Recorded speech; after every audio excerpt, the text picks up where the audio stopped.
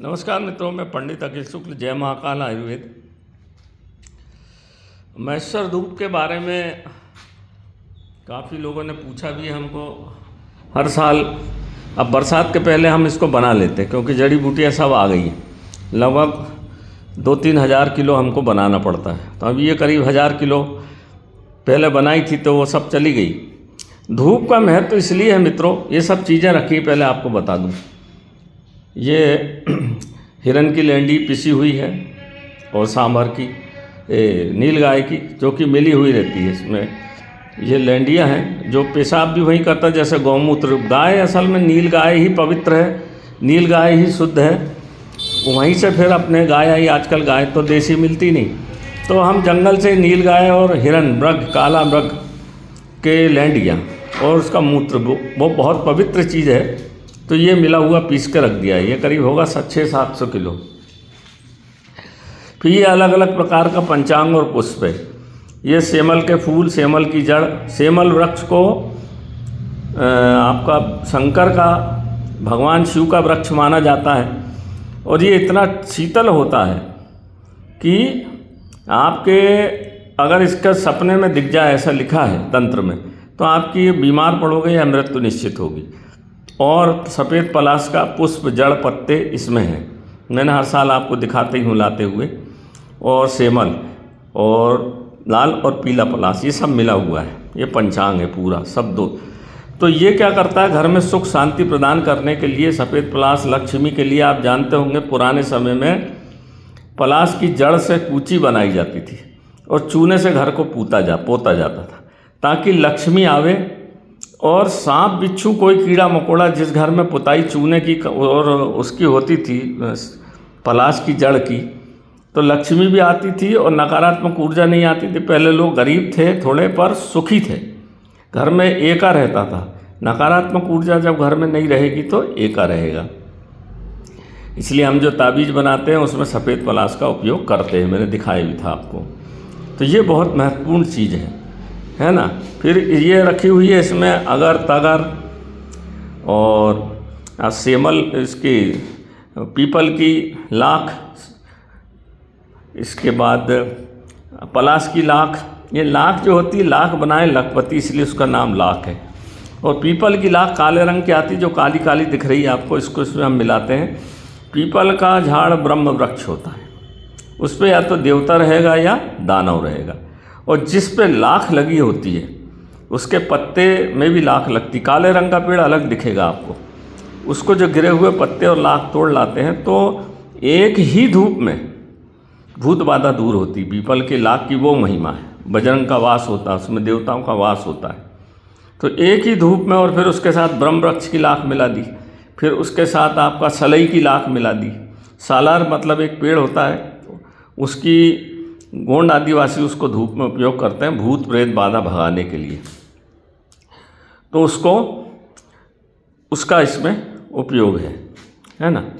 अब ये अगला आ गया आपका, ये जो है, ये भूत माजर एक पेड़ होता है जंगल में। भूत माजर काले रंग का पेड़ होता है और दूधी होती है कड़वी, उसकी पत्ती और पंचांग। और दूधी का जो पेड़ होता है उसके फल में इंद्र जवा लगता है। ये जवा से जो आहुति देते, ये नहीं, इंद्र जवा से जब हम आहुति देते तो भगवान शिव बहुत प्रसन्न हो। ये सफ़ेद सफ़ेद आपको पड़े हुए जो छोटे छोटे दिख रहे हैं, ये इंद्र जवा है। तो इंद्र जवा का उपयोग और दूधी का उपयोग, ये भी आदिवासी लोग भूत प्रेत को भगाने में करते हैं। इसमें गरुड़ फल्ली भी है और इंद्र जवा भी है, अगर तगर है। इस तरह की औषधियाँ इसमें डली हुई हैं। और हवन जब हम करते हैं सुबह, ओम नमः शिवाय से 11 आहुति सुबह करना है और 11 आहुति संधिकाल शाम को। तो आपके घर में आप सोचते हो ये कि आप अकेले ही हो, जिस कमरे में आप बैठे हो उस कमरे में आप सोचते हो अकेले नहीं हो। वहाँ पता नहीं कितनी आत्माएं चारों तरफ है आपके, या चलते हो फिरते हो तो भी आत्मा आपके साथ चलती है, दिखती नहीं है परंतु होती है पक्का। वो नकारात्मक भी हो सकती है, सकारात्मक भी हो सकती है। वही आपको जब आप पैर बिना धोए घर में घुस जाते हैं, डहरी पहले डहरी थी, डहरी इसलिए थी कि उस पर लोहे की कील ठोकी जाती थी तो नकारात्मक ऊर्जा दरवाजे के बाहर रह जाती थी। और दरवाजे के बाहर एक बाल्टी मग्गा पानी रखा रहता था, तांबे का लोटा और बाल्टी लोहे की, ये मेल था दोनों का। और उसमें जब पानी रखा जाता था, उससे पैर धोते थे तो नकारात्मक ऊर्जाएं दरवाजे के बाहर छूट जाती थी। शनि, राहु, केतु, काल सर्पदोष सब बाहर छूट जाते थे और आप अंदर घुस जाते थे। और दोनों टाइम गाय के गोबर पे हवन होता था। 11 आहुति घर में बुजुर्ग लोग करते थे। ये महत्व है। आप जितने भी आज के ज़माने में भी जो आप तांत्रिक देखते हैं वो हवन कराते हैं। क्यों कराते हैं? कि नकारात्मक ऊर्जाएं जो आपको पकड़ी हैं, आपके चेतन में घुस गई हैं, वो भाग जाएं। सिर्फ इतना सा महत्व। और वही परेशान करती हैं आपको। वो निकल गई तो आपका घर का शोधन हो गया। और घर का जब तक आप धूप से शोधन नहीं करेंगे, जब तक आपकी नकारात्मक ऊर्जाएं घर से बाहर नहीं जाएंगी, जब तक आप लाख पूजा पाठ करो, आपको ना तो उसका फल मिलेगा। कहते हैं ना लोग, यंत्र मंत्र तंत्र आप रखें। धूप बहुत ज़रूरी है, चाहे किसी भी धर्म संप्रदाय का हो। उसके लिए आप देखो, मुसलमानों में भी वो मुस्लिम धर्म में भी धूप करते हैं, जलाते हैं वही लोबान। ईसाइयत में भी करते हैं, है ना। और हिंदू में तो करते ही करते हैं। क्यों महत्व है? अग्नि जला के जो नकारात्मक ऊर्जा को भगाने की ताकत वृक्ष में है और किसी में नहीं। सबसे बड़े, क्योंकि वो पार्वती और शिव के मिलन से पैदा होते हैं। भगवान शिव के आशीर्वाद से वो फलते फूलते हैं। और माता पार्वती जो जगत जननी, इसको धरती को जगत जननी पार्वती बोला जाता है। तो वहाँ जो कौशल्या भी बोलते हैं।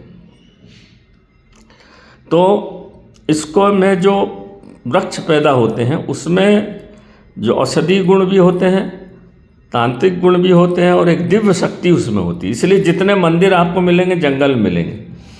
आप जब घने जंगलों में जाके ऊपर चढ़ के किसी मंदिर में जो प्रार्थना करते हैं, आशीर्वाद मांगते हैं, या अपनी दुआ करते हैं, या अपनी प्रार्थना करते हैं, तो वो जाति वृक्ष के ही थ्रू है। आप सोचते हो जो वहाँ मूर्ति विराजमान है उसके थ्रू जा रही है, उसके सहायता से जा रही है आपकी प्रार्थना। नहीं, वो जो आसपास के वृक्ष हैं, शुद्धता से वहाँ कोई अपवित्रता करता नहीं है। जहाँ मंदिर का प्रांगण आसपास रहता है वहाँ वृक्ष जरूर होते हैं, खास करके पीपल के, बरगद के, इस तरह के, नीम के, ये पवित्र वृक्ष, दिव्य वृक्ष वहाँ मिलेंगे। वो क्यों लगाते हैं हम? कि आप जो प्रार्थना मंदिर में कर रहे हैं वो उनके माध्यम से वृक्ष अपने, और कोई जीवित प्रार्थना जीवित है, और जीवित वृक्ष के सहायता से ही वो परमात्मा तक पहुंचती है। इसलिए भारतवर्ष के अधिकांशतः मंदिर, अब बहुत सारे मंदिरों के आसपास वृक्ष नष्ट कर दिए हुए, एक अलग बात है। परंतु भगवान शिव का मंदिर तो जंगल में ही मिलेगा, बीज घने जंगल में। माता पार्वती के जितने आप शक्तिपीठ देखिए, सब घने जंगलों में। क्यों? कि आपकी जो भी बात है, सकारात्मक ऊर्जा वृक्षों में होती है।